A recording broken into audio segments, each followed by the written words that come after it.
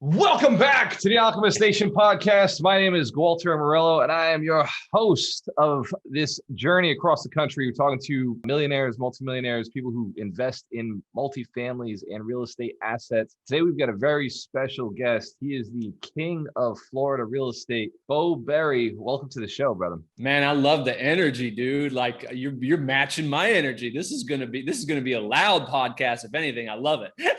That is Thanks the for goal. having me on the show. I liked your energy beforehand. I like the information you were dropping beforehand. So there's some stuff we talked about that I think is key for anybody who's looking to buy real estate right now. There's some truths, there's some falsehoods out there in the market, and you've got all of the knowledge because this is what you do. You got the demographics, you got the patterns, the shifts. You understand the inventory, and you're like me. You don't talk about what's on market. Our first conversation a few minutes ago, you're not talking about there's this many houses on the market at any moment. You start with actual inventory. This is what actually physically exists in the city, in the state. And I think that's how investors have to look. So before we dive into it, Beau, I know you've written books. I know that you're a broker. Can you just give us a little bit of background so people understand why it makes sense to listen to you? Prior to my current status, I actually started my career in the late 90s with Trammell Crow Residential, which was the largest apartment developer in the country. And I started off as a young buck on site on a 400 unit apartment complex that was new construction. I did leasing, I did management, handled from maintenance requests all the way up to how the balance sheet worked and the income statements. Trammell Crow paid for education. So I got my real estate license while I was there. I then heard about University of Florida's Master in Real Estate program. It's actually one of the top 5 graduate real estate programs in the country. I did that and graduated from that in 2002. Went and worked for a very large Southeast investor called the AMJ Group. A gentleman named Mike Warren runs that, and he's known all over the place. I brokered and managed his portfolio of office, industrial, retail, land, and multifamily. And I did a lot of the acquisitions for the company as well. And so I just got to learn from the principal side of things how investors see not only the investments, but how brokers work. I was there for 10 years and I had an opportunity to acquire a Coldwell Banker commercial franchise in 2010 and owned that with some partners. I also acquired the Coldwell Banker residential side. We had about 100 agents. I was the top 3 multifamily broker in the world for Coldwell Banker commercial almost every year I was there. I ended last year number 2 in the world in multifamily and number 3 overall. And I sold back my company back to my partners and started my own firm January 1st, Beau Beery Multifamily Advisors. I've been doing multifamily only for the last 8 or 10 years, and it's been awesome. I think it's the asset class of the future for a number of different reasons. And I'm just glad to be here. I love it, Beau, because you've got all the experience, you've done the work, you spent the time in it, and you still believe that multifamily is the asset class of the future. I've done a lot of similar research. I've done a lot of networking and talking to people who are big players in this real estate field, the whole real estate arena, and we keep coming back to multifamily. Before, multifamily used to be I guess if you don't have the money to get in a commercial, but now it's completely shifted, and hedge funds, everybody wants to be in multifamily. So you're in the right real estate class. I think that we're in the right real estate class. What is your main market? So I cover the northern half of Florida. So I cover Winter Haven, Lakeland, Ocala, Gainesville, all of Volusia County, which is Daytona, New Smyrna, Ormond, DeLand, Deltona. And then I go up the coast to St. Augustine, to Jacksonville, all the way over to Tallahassee. And then all the markets in the middle are just a bunch of outliers to those main markets. And I cover those too, but it's small inventory on the other ones. That geographic area was chosen by myself based on the number of transactions that occur in those markets, back out into the market share I believe I could win as a broker to equal an income that I want to have for myself. In other words, if I was a guy who said, I just want to operate in Gainesville, which is where my market is, then you could do the math based on the number of closings of all assets, of all multifamily assets in that market, how many I could capture and how much money I would make. And the same thing happens with investors. I face a lot of investors, mostly newer investors, who say, Beau, I'm only buying in Jacksonville. I'm only buying 10 to 60 units. And once I tell them the actual number of inventory and transactions that trade per year, they're like, oh my God, there's no way I can make a living, even in a 1 million+ population Jacksonville. So it's super important that every investor not just pick willy-nilly any kind of markets. It's got to be enough number of markets that has enough transactions that you buy specifically, so that based on the number of closings, you believe you could capture some fair share of that equals the amount of money you need to make for your investment firm. I like this because I used to teach a class when I was in Fall River as a real estate agent running a team.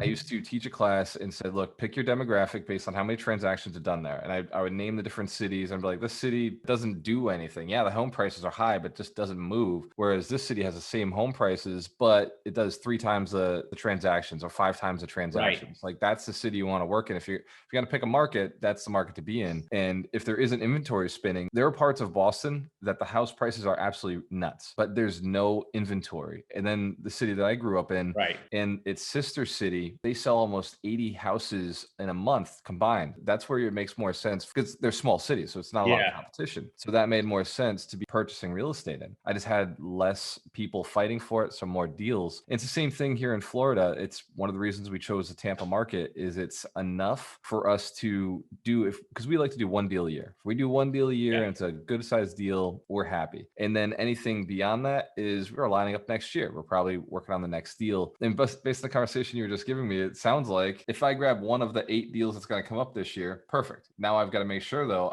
that I'm hitting that 15%, right? Like I'm one of the 15%, which is a pretty competitive market. Whereas when you spread out and you go bigger, the only way to really do that is you got to get in touch with a broker who has access to that. Otherwise, you're building some massive marketing funnels, and it doesn't make sense. So, how do you find deals? So, this is what brokers master. So, the reason that I wrote this book was to help investors understand to stop trying to beat brokers to the punch in finding these listings, because investors are so tied up doing all kinds of other stuff, right? You guys are raising equity, you're negotiating debt, you have staff, you have employees, you're trying to grow a business. All I do as a multifamily broker from the time I wake up to the time I go to bed is I am perfecting my algorithm that tells me which asset is going to come available, oftentimes before the seller even knows about it. So every day of my life, I have created a database and a system that has in there every mortgage, when the mortgages are ending. I know exactly based on the type of owner or the type of fund that owns it, what their typical hold period is. Currently, just so you know, the overall average, we won't go into details, the overall average right now hold period is 41 months, which is shockingly low. But I know there are a lot of owners that are in funds that have to hold 60 months. And so all that's going into my algorithm. Then based on ages, based on the amount of value add that have been done before or after, I have a whole bunch of intersecting functions, if you will, that spit to me what deals are going to come up. And these are things that I'm inputting into the system 5 years ago, 5 months ago, 10 years ago. And so when I come into my office every day, on my CRM pops up my to-dos today.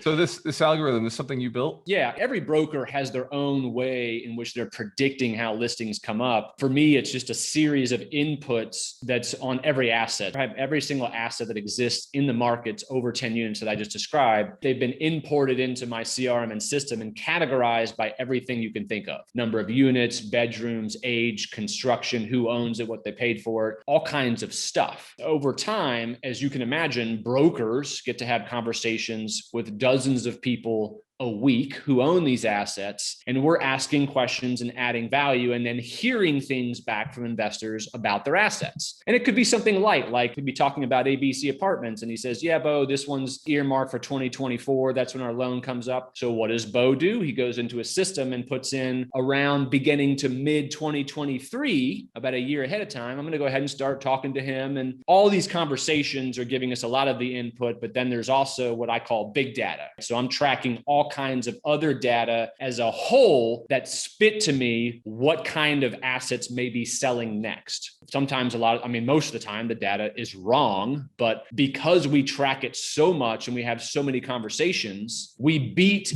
every investor to the punch, meaning we get the listings 93% of the time. And what I mean by that is I did a study, Walter, from January 2015 to December of 2019. There's a 5-year period. I studied 351 transactions, which represented 31% of every sale over 10 units in the Northern half of Florida. And I literally researched every single one of them, determined that 92.55% of every one of those closings was done by a broker. Now, if you're in Texas, that could be 75%. If you're in New York, it could be 98%. Whatever it is, the point is that almost every deal is done by a broker, not because brokers are like amazing human beings. It's just because if you're a seller, you have to think about it, especially as the deal gets larger, particularly over 50 units and the vast majority of time over 24 units. If you're owning one of those assets, you're probably a fairly sophisticated investor who knows what's going on in the world. Why would you ever entertain some guy calling you off the street who you don't know, who says, hey, my name is George. I see your asset over on Main Street.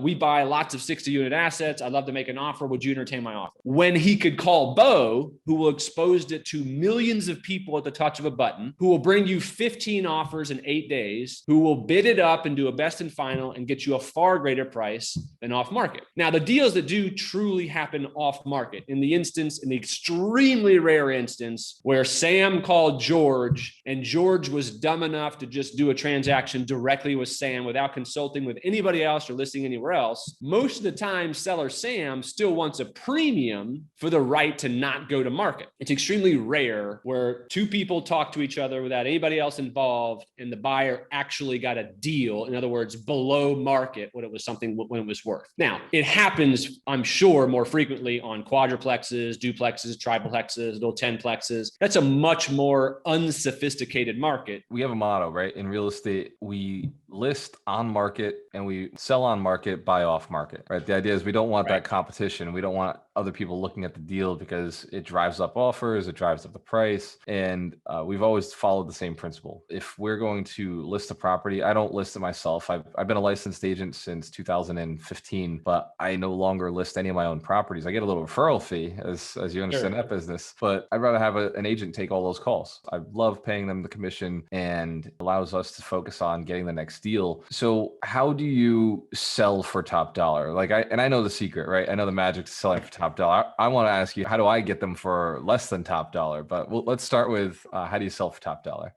Besides all of the obvious ways, which is to have as many buyers looking at this as possible, getting a bunch of offers all at one time, doing a best and final and bidding it up. A lot of the power you're buying in a broker in order to get prices up is because, as I told you before, we're having conversations with all of these investors on a regular basis. We know them. We know what they'll pay. We've done deals with them before. We know what their pain points are. We know how to get them up. We know how to negotiate them. We know how their equity is made up. We know where their debt comes from. We know who their partners are. We know what kind of constraints they're under in order to place money. All these things go into how a broker maximizes price during the bid process and the best and finals. For instance, if I've got 12 offers and we're narrowing it down to 3, of those 3, almost every time I know how to get those 3 up because I've done business with them before, or I know how they're made up organically as a business. As I told you before this started, what we should do is let me give you should I give the stats about the number of inventory, because that'll kind of give a glimpse about how small the world is on investors and why I know every single investor in the world that owns all these properties. And it's not just Beau, it's every broker who's good at what they do knows every investor who owns every one of these assets. Here's the math. And this math is for the northern half of Florida, but the point of this story is the scarcity. So in the entire northern earlier, and your numbers, it's about the same thing across the entire country. It is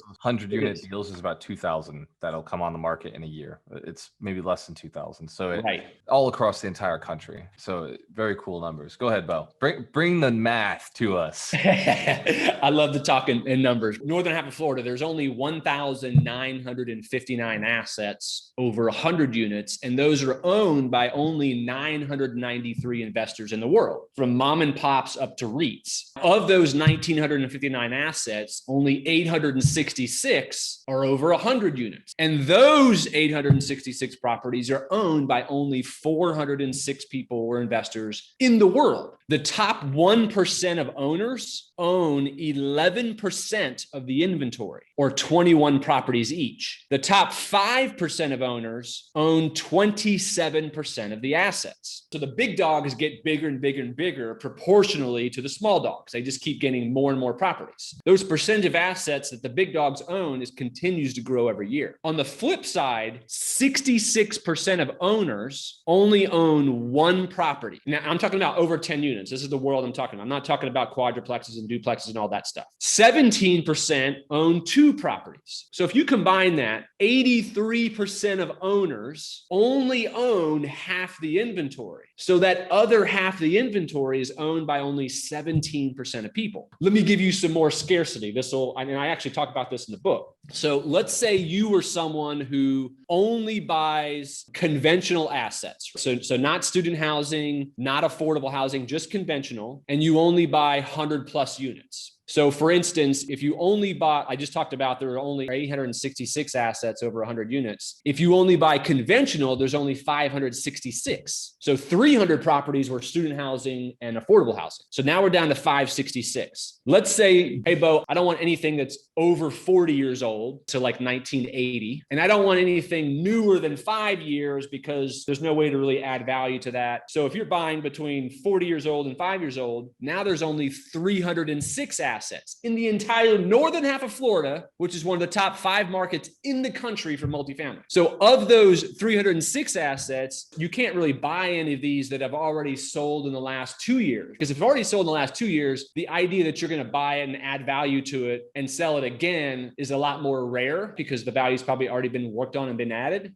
So if you didn't buy one that has already sold in the last 2 years, now there's only 252 assets. Now, as I told you before, roughly only 8% of apartment complexes in any market trade per year. Gainesville's like 6. Orlando's like 10 or 11, but on average across the northern half of Florida, it's 8%. So if you are one of the guys who I just described, who only buys conventional assets over 100 units, that's between 40 years old and 5 years old, that hasn't sold in the last 2 years, and only 8% of those trade, that's 20 properties per year that you would ever have a shot at in the entire northern half of Florida, which is basically less than 2 per month. Now, Gualter, we haven't even talked about, of those 20, how many already refinanced in the last year. If it refinanced, you can't buy it because the defeasance is too high. That comes out to like almost like 20% of properties. I don't know, something very, very high. And then of those 20, let's just say none of them refinance and we're still at 20. How many are in locations you would ever buy? How many of them are at a price that you would even consider? And lastly, which is the most important one of all, it's what my book is all about, is how many of those 20 would you even be presented by a broker? So the worst thing in the world that an investor can experience, which happens with the vast majority of all the investors I just talked about, is that if I showed you a list of those 20 and you remember only even seeing 2 of those, you ain't doing things right. Brokers aren't thinking about you. That means 18 transactions happen and nobody thought to even show it to you. So the book, Multifamily Investors Who Dominate, I'm not trying to, I was going to say, what's the book? I know everybody's like, okay, he said a book a couple times. So Multifamily Investors Who Dominate, it's all about being the guy who gets called before it even goes to market. Now, the brokers, you're still probably going to have to compete, but here's what's happening. The most elite investors in the world, what happens is the seller Sam calls up broker Beau, and seller Sam says, hey, Beau, we're thinking about selling XYZ apartments. We'd like you to do a BOV. We know what your value is, and then we're going to list with you. Here's the inside scoop. This is what happens, Gualter. So Beau hangs up the phone. Before I even have a listing agreement, I know 10 or 15 guys who want this asset. And I call up and I say, hey, Gualter, dude, listen, Sam just called me up. He owns Lakeshore Apartments over in Jacksonville. It's 120 units. Yeah, that one, the one over on Main Street. You know which one I'm talking about. Yeah. So listen, I'm doing the BOV on it. Pretty sure I'm going to get the listing. I've done business with this guy before. Yes, you're going to have to compete against it because it has to be exposed to the market. He owns it in a fund, so he's got to expose it to the market. But you got a 3-week heads up because this is going to take me 3 weeks to put together marketing material, build the Dropbox. So now those buyers that I call, they're going to get to drive by the property. They're going to already start working on their pro formas. I can't share financials with them. That's confidential, but they can start building their own models because they already know what the rents go for. They can already start working on the renovations. They know what they're going to sell it for. They're driving providing the market, the submarket around it. So that's why when Beau comes out with a listing 3 weeks from now, that's why I have 15 offers in 5 days. And then all the other buyers who couldn't get an offer in that fast are just like, that's just no way you got a reasonable offer in 5 days. Well, it's because the guy's got a month head start. That's the real only true off-market deals that get done is it's broker relationships. And there's a way that you build relationships with the brokers in a way in which they think of you first. I like it. And one of the things that one of my partners talks about all the time is reputation in the deal making. I know his answer. So what is it that you do to build relationships and build your reputation in deal making? There's a lot of things that you can do to build reputation and relationships with brokers. And I teach how to automate that and how to do it correctly so that we're salivating to bring you deals. But it's probably easier, at least in this instance on a podcast, to kind of talk about the do's and don'ts. And the ones I'm going to talk about here, a lot of the people listening to this are kind of like, yeah, that makes sense. But what happens is they get so entrenched in a transaction, they lose sight of the forest and they let ego come into play and greed. And almost every investor falls for it. We'll go over some of them. For instance, I get this all the time, especially in a hot market. I have a listing that comes out and let's say it's priced at $10 million. I'll get a bunch of investors that call me up and they're like, that price is ridiculous, or your rent comps are ridiculous, or why did you use that sales comp? And so what they're doing is they're trying to justify to me why the deal is overpriced. It's not overpriced. It's overpriced to you. One of the best things you can do to get removed from any future listings on a broker is to try to tell him how he didn't price it right, or he used the wrong run comps, or he used the wrong sales comps. Because here's what's going to happen. The property's going to sell. They all sell. How often do you see deals come to the market, especially in any remotely good market, that don't sell? It's very, very rare. So all you're doing is you're just killing yourself, because it's not like the broker's going to hear something like that from a broker and be like, oh, you know what? You're right. Let me go back to my seller because your advice is amazing. Let me reprice this. Let me change my rent comps a little bit. And I can't wait to accept your price. It never happens. As an agent, I'll back that up. I have been on that side of the conversation so many times. It's one of the reasons I am out of agency is I just can't stand people telling me like how to do my job. Like, no, I get that you're cheap, but I'm going to sell it for this much. That's just how it's going to work. And 30 days later, they're like, hey, did you sell that? Of course I did. What'd you get for over asking, my friend? And that's what we do. And 13 backups. Right. I do remove them from my list. I just don't contact them anymore. It's like, okay, this guy's not worth my time. If they do it 2 or 3 times in a row, yes. Yeah. Like if they're not getting the point, if they're just continuously trying to get you to switch your mind or whatever, it's like, yeah, it's not worth it. There's too many other investors out there with tens of millions of dollars that are not going to do that. Exactly. The best way to turn down a listing, if it's price that doesn't work, is to give compliment, and then just basically say the returns don't work for you. So you can say something like, hey, Beau, saw your listing, beautiful asset. Please pass on to the seller. He did a great job on the annual flowers out front. I love how he did the sign. I love the roof color he chose. You did a great job, Beau, on the package. The deal doesn't work for us, but please keep me on your list. I'll respond quickly. That's the perfect way to turn down an asset. It's gentlemanlike. I can't wait to send you another listing because you responded to me quickly. You weren't a prick. It's simple stuff. Everyone listening to this right now, Gualter, is like, yeah, that makes sense, but it doesn't happen. Right. Oftentimes it doesn't happen. Just be a decent human being. It is because you want them to send you deals, just not this deal. Like you still want to give that little bone, like, hey, thank you for sending me a deal. You're so awesome. This is amazing. It doesn't work for me right now, but keep me in the loop. The other one obviously is don't retrade. One of the biggest challenges I deal with during a transaction is not when a huge deal happens. Let's say I'm working on a $20 million deal and a $500,000 problem comes up. That's a big enough deal where the seller knows something has to be negotiated because he's going to have this problem with any buyer. So it's big enough, it has to get worked out. It's the little things that come up that create the biggest issues. So a $20,000 issue comes up, and almost every time, except elite investors never do this, but almost every time a buyer looks at $20,000, he doesn't look at his reputation or future deal flow from brokers. He looks at it like someone just removed 20 grand cash sitting in his hand and with no explanation. So he makes a big deal of it. Beau, we need to reduce the $20 million to $19,980,000. That's not my problem. problem. That's the seller's problem. He didn't tell me about this, blah, blah, blah. Don't do that. It's the worst thing you can do because number one, you're looking foolish in front of a seller who may own other assets and he'll never do another deal with you again. But worse, you're doing it in front of a broker who, if he's remotely productive, is doing between 5 and 20 deals a year for the next 20 years in his life that you will never, ever see. And if you do that with 3 or 4 brokers, those 3 or 4 brokers are probably some of the biggest brokers who control the most number of closings. Another statistic, Gualter, in the entire northern half of Florida, there's only about 60 multifamily brokers full time. And if you think about the 80-20 rule, the top 20% or 12 brokers are doing the majority of the deals. Now there's 48 others though, who are doing a fair number of transactions that you should pay attention to for sure. If you're retrading and doing the wrong things with the wrong brokers, you cut off the majority of deals you'll ever see again.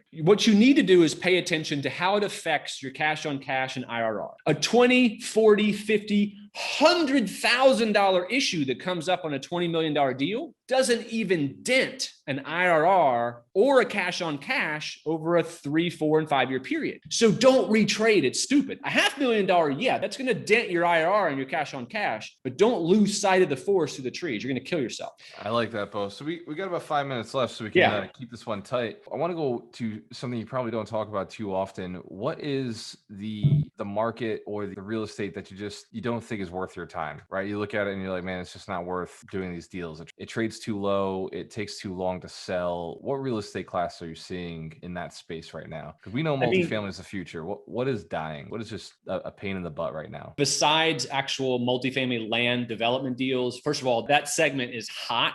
As a broker, though, who's successful in selling improved properties, I don't like to work on land deals because I can do 10 deals in the time it takes to close one land deal. And it's a pain in the ass, and you have meetings you have to go to and mail outs, and it's an enormous process. I take them on when they're in phenomenal locations and I know I can get a bunch of offers immediately, like if it's across from UF or FSU, or it's in a great market rate area, whatever it is. But in terms of improved assets, it's really just bad location ones because everything else sells. So I categorize stuff as A, B plus, B minus, C plus, C minus. And so C minus are the ones in which, unless the C minus is in a C location or better, I don't touch those. But most C minus assets are C minus physically because they can't get the rents of a C location in order to justify remodeling. And these are usually high crime areas. The problem with the C minus location is it will never become anything more, ever. Very, very, very rarely does the city get involved and say, yeah, this C minus area is so terrible. We're going to now spend gazillions of dollars to revamp it, redo the streets, pay big boxes to move in and just transform. And even if they did, that takes 10 to 20 years. So C minus stuff is just tough. Everything else is good. Even affordable housing is great. It's actually highly sought after, especially during the COVID markets. So your advice to investors is stay away from C minus locations and C minus properties unless there's room. If they're in a C location or a C plus location, okay, you can improve the building, but there's nothing below C minus in location. That's as bad. I don't even track them. A D to me would be boarded up vacant. Right. No, this is great information. We got both sides of the board. This is the one to stay away from. This is the one to go after. It's extremely competitive. My audience is all real estate investors who want to buy at a discount. What do you say to investors who are saying, look, it doesn't cash flow right now? My job as brokers is to get the price way over asking for the seller. How are investors making them justify? It used to be the golden rule was you wanted to try to get 7-8% cash on cash return at closing. That just doesn't happen anymore. That's not going to happen. And the reason I use cash on cash and IRRs is because, and I did a video on this on my channel, I think cap rates are worthless. They literally tell nothing. They only tell you what the current owner's income, expenses, and vacancies are. You're not going to be able to experience any of those. Literally everything changes day one that you own it. Property taxes, vacancies, repairs and maintenance, insurance, all that changes. So don't ever pay attention to cap rates. It's all about cash on cash and IRR. And what most investors are going for is a 6 to 8% cash on cash within 2 to 3 years. Because here's the thing is that if 2 years from now, you now own, let's say 3 assets that you bought that weren't earning that kind of cash on cash day one, but you own them now 2 years from now, and they are doing the 6 to 8% cash on cash, and they are doing the 12 to 20% IRRs, you're going to be really happy. But what people get overly focused on is that year one. They look at it and they're just like, this sucks. Like, I can earn more money in a savings account. And you can't think about day one. It doesn't make any sense. The people who become the wealthiest actually are the ones who hold them the longest. As a broker, I only make money if you sell, but in reality, I would keep refining forever because a refi is a sale. You can always add value to your asset continuously, but most syndications are made up in a fashion in which they have to pay back their investors and they have to have an exit in a certain amount of time. And so I get that. But my point is that think long-term. Over a 3 to 5 year period, even that short amount of time, your cash on cash works out to be great, and you'll be happy you did what you thought was an overpay on day one, as long as you stuck with it. Now, it's got to be a good enough property. You have to believe in the property. Don't ever create a pro forma and keep playing with your pro forma to try to meet 6 to 8% in 3 years. I see that all the time. You get FOMO is the problem. You see all your friends buying assets, and you see companies buying assets, and social media, what they're doing is they're reposting the same asset over and over and over again. FOMO happens to you, and you start forcing your pro forma to make it work. Don't do that. But if in reasonable scenarios, you get 6 to 8% in 2 to 3 years, do the deal. I like that. Beau, phenomenal job. I got to get you back on the podcast. We got way too much to talk about. I always do this at the end of the podcast. I want to ask, what are the 3 pieces of advice you'd give to somebody in their 20s? So just imagine Beau Beery back at 20 years old. If you could go back in time and give yourself 3 pieces of advice, what would you say to yourself, your earlier self, if you could get yourself to where you are, happier, faster, and earning more? Number one, coaching. I'm a big believer in paid coaching. That's the number one most important thing that's ever happened in my career. I hired a commercial real estate coach probably 10 years ago, and they've worked tremendous wonders in my life. And by the way, the previous 10 years of my career, I had been the number one producer in my market for 10 years and still hired a coach, which then took my program to a whole new level. Number two, I would say, as soon as you can afford it, hire help, hire an assistant, staff. And this doesn't just go for brokers. I'm talking about for investors as well. You can't do your job and become an investor who is showered with new listings from brokers if you're doing $10 an hour. There's so much stuff that happens in your day that if you don't have help, you are the help. You are the assistant. You are the $10 an hour person. So you got to hire people, and you need to hire people before you even need them is the problem. My coach tells me hire before you need them, because once you need them, it's the worst trying to train people when you're underwater. The third piece of advice is choose your partners, the people you work with, very, very carefully, man. The worst thing on earth is partnering up with the wrong person who sabotages your relationship. You choose your equity wisely, choose the people you work on the debt side wisely, choose your real estate attorney extremely wisely. Real estate attorneys can sabotage your relationship. If you hire an attorney who me as a broker has to work with someone who's redlining the hell out of stuff every single time and creating an issue, I ain't bringing you more deals. And it ain't like I'm going to call you up and be like, hey, Gualter, the reason you haven't seen a listing from me in 2 years is because I hate your attorney, or I hate your partner, or I hate the 2 25-year-olds you have on your acquisition team because they're cocky.